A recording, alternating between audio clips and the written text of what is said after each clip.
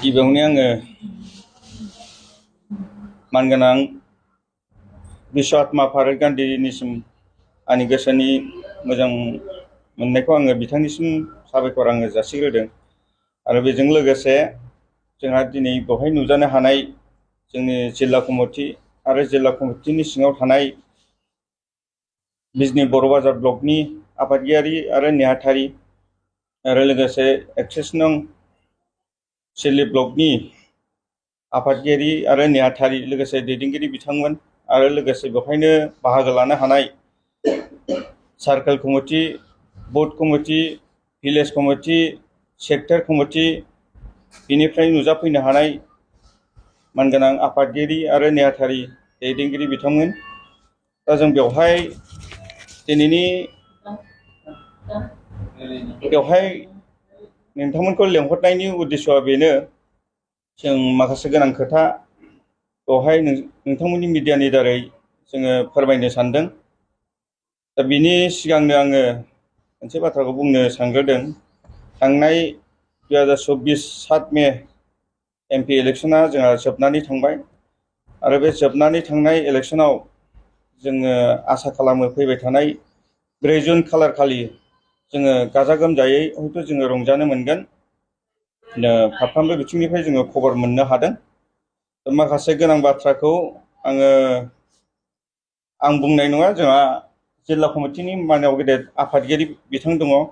दिनैनि बे प्रेसमिटखौ जोङो प्रेसमिटनि गेजेरजों जों मा फोरमायनो सानदों जोंनि चिरां जिल्ला कमिटिनि मानाव गेदेर आफादगिरिया बुंथिगोन। दा बिथांखौ आङो बुंनो थाखाय खावलायबाय।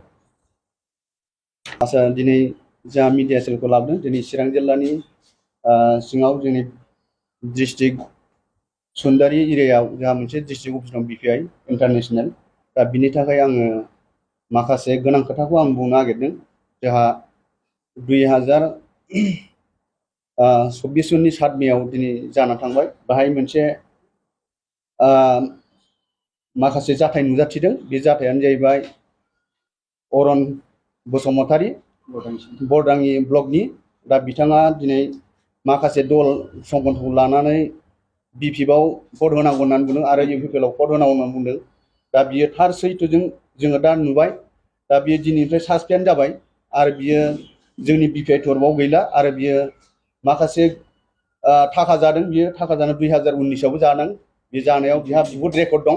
दा बिनि थाखायनो आं खावलायो गुबुन गुबुन दलफ्राबो नोजोर बोनानै नायनांगोन। मानो होनब्ला बेबायदि गाज्रि खामानि मावग्रा आरो बिदि दुथां मानसिखौ जोङो बयबो नोजोर बोनांगोन। मानो होनबा पार्टिनि गुलाय गुजाय आरो दाङाबाजि खालामग्रा बेफोरनो जायो। दा बिनि थाखायनो जोङो मोनफ्रोमबो दलखौबो जों खावलायो आरो मोनफ्रोमबो दलाबो नोजोर बोनानै नायथों। जोंनि जिब्लाखि माने भटार पार्टी इन्टारनेशनेला बिसिबां लिगेलजों खामानि मावदों, नाथाय बे खामानिखौ बियो सासे मावथि हान्जा जानानै दिनै गुबुन गुबुन दलनिफ्राय फैसा जानानै माखासे गोरोन्थि खामानि मावगासिनो दं। बे गोरोन्थिखौ बयबो नोजोर बोनानै नायोब्ला जोंनि माखासे बर' समाजखौबो गुलुं गुजुं खालामदों आरो पार्टिखौबो गुलुं गुजुं खालामदों।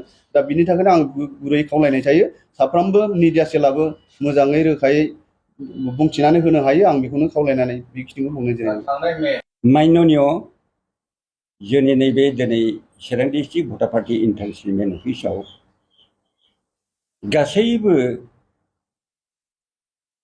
BPIआव मावग्रा कर्मकर्ता ब्लक सार्केल सेक्टर बुथ भिलेज आरो बाहेरानिफ्राय नुजाफैनो हानाय जोंनि मिडिया रिपर्ट बिदा फंबाय सनाफोर, जों नोंथांमोनखौ नुनानै नै दिनैनि रिपर्ट लानायाव बहुद गोजोनथाव फैदों आरो धन्यबादबो होबाय। आरो जोंनि मावनांगौ हाबाफारियाबो जालांगोन बेखौ जों आसा दङ आरो जानांगौ। दा आं बेनो बे फंसे खोथाखौ बुंनो सानदों। जोंनि नैबे अरन बसुमतारीनि सोमोन्दैयै बिथाङा गोबां बोसोरनिफ्रायनो बरदाङि ब्लक एरियायाव मावबोदोंमोन प्रेसिडेन्ट जानानै दैदेनगिरि। नाथाय बे बिथाङा थांनाय बोसोर 2019आवनि जाखिनि लकसभा इलेक्शन जाना थादों बहायबो बहुत बदनाम होदों हारसिंनि बे खारबायखौ मावो दस्रा पलिटिकेल पार्टिनिफ्राय जोबोरैनो थाखा बियै जानानै फुरा डिस्ट्रिक्टखौ बहुत बदनाम खालामगासिनो दङ आरो बिनि मावनाय हाबाफारिखौ गासैबो डिस्ट्रिक्ट सेन्ट्रेलसिम स्टेटसिम गासैबो मिथिया नङा मिथिगासिनो दङ आरो जों गासैबो डिस्ट्रिक्टआ लाजिनांगौ जानानै फैगासिनो दङ बिथाङा मोजां मावोमोन गोदो किन्तु गेजेर ससेनिफ्राय बहुत समायथावै खामानिखौ मावनानै थांनायनि जाहोनाव बिथांखौ दिनै जोङो फुरा डिस्ट्रिक्ट स्टेट सेन्ट्रेल बिसिमा रिपर्टआ सहैबाय आगोलबो मावनाय आरो नै दाबो 2024आव नै दाख्लैबो मावनानै देखायबाय बियो मा मावदों बिथाङा गावनि पार्टियाव थानानैब्लाबो बिपिआव थानानैब्लाबो दिनै मावथावै खामानिखौ बे मावनानै देखायदों बे समायाखै बहुत गाज्रि हाबाफारि मावना देखायदों बेनिखायनो गासैबो जोङो रायजो राजा बिदा फंबाय बिब' बिनानावफोरा बहुत दुखुआव दङ बिनि सायाव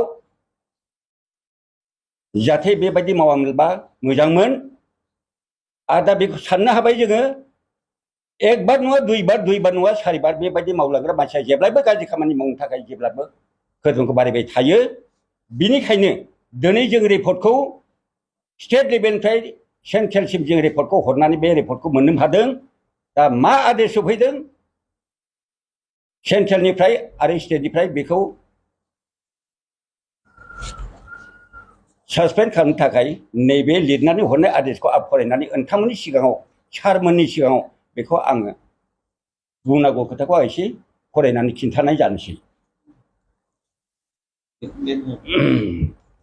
दे बेखौ लिरना हरदो जोंनि एमपि ललित पेगु प्रेसिडेन्ट सारा भारतनि जानानै दा बर्तमान दंथ'यो पत्र द्वारा निर्देशना दिया যায় যে নির্বাচনের সময়ত বিটিসি 2020 লোকসভা আর 2024 দল বিরোধী কার্য তথা নিজ দলের প্রার্থী থকা সত্ত্বেও অন্য দলক ভোট দিবলৈ করা সংবাদ মেল কার্যর বাবে চিৰাং জিলাৰ অন্তৰ্গত বৰদাঙি ব্লক সমিতিৰ সভাপতি শ্ৰী অৰুণ বসুমতাৰীক আজিৰ পৰা প্রযোজ্য হওয়াকৈ দলৰ পৰা 6 বছৰৰ বাবে নিলম্বিত কৰা হল